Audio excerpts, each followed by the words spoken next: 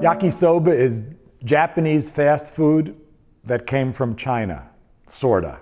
Stir-fried noodles with vegetables and meat made a million different ways. And if you ask 10 Japanese people what yakisoba is, you're gonna get 10 different answers.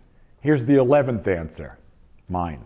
There are 3 things that are always in yakisoba. You can say this: noodles, vegetables, and some kind of weird sauce. I mean, this is condiment cooking in a way because the sauce is made of already made sauces. So we'll get to that in a second. We're gonna start with some peanut oil, or you could use a neutral oil like grapeseed. And into that, when it's hot, which will be shortly because I preheated the pan, a lot of ginger. This is 2 tablespoons.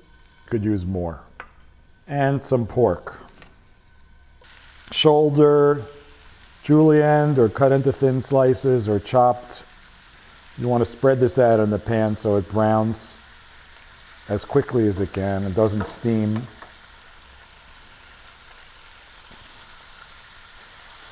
Now, while that's doing its thing, you can work on vegetables. Shred some cabbage, and cabbage is a pretty common component. Some carrots, you can do celery, you can do onions, sort of any aromatic vegetables you want. You might chop some scallions, which we'll use later for garnish. The noodles can be any kind of egg noodle or wheat noodle. These are nice and curly, they're quite cute. You can pre-cook them and then toss them with a little sesame oil so they don't stick together. Okay, once the pork is nearly colorless, let's give it another minute. What I like about doing this is that although I'm gonna get tons of email telling me that I'm doing it wrong, the reality is you can't do it wrong. It's all right. Vegetables, maybe some meat, a lot of seasoning, the noodles, and the sauce, which we'll get to in a second. I'll be doing the sauce wrong also, of course.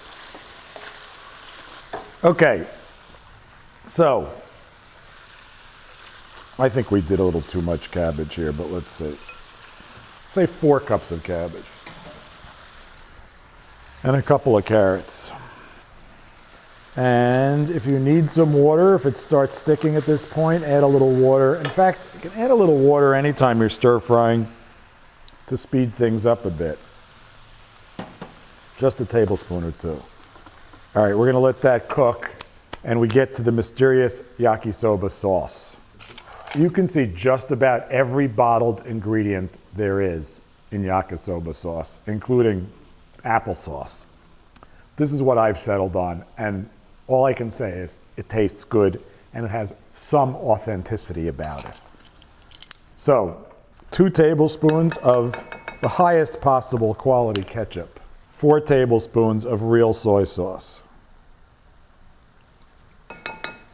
Okay? A couple tablespoons of mirin.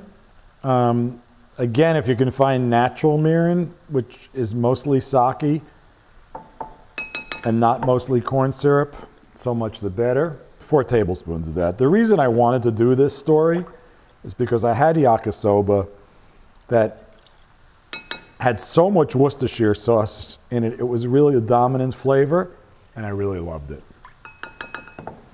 And finally, enough hot sauce.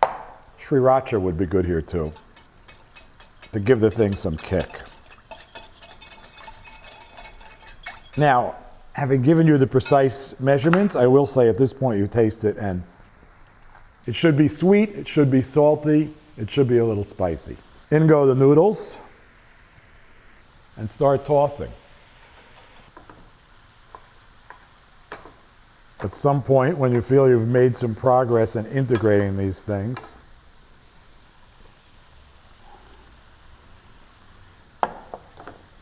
as I said, this is fast food. This is not sophisticated. This is noodles with enough other things to make them taste really great.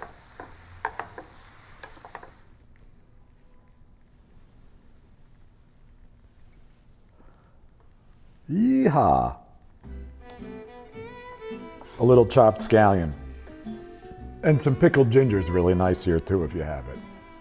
Here it is, yakisoba. Good, cheap, fast food. You could do this without meat. You could do this with many more vegetables. The point is to make simple noodles taste good. It's a pasta dish, and a good one.